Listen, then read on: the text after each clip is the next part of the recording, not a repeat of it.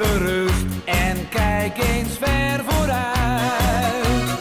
Alles ziet er dan toch even anders uit. Want een dag niet gelachen is een dag niet geleefd. Je kunt toch niet voorspellen wat het leven jou ook geeft. Je kunt wel blijven treuren, zit niet bij de pakken neer. Ach, kijk eens in de spiegel en lach een keertje meer.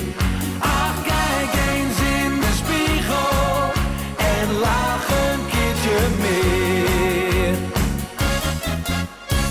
Neem het leven maar gewoon zoals het komt. Op een dag dan zul je zien dat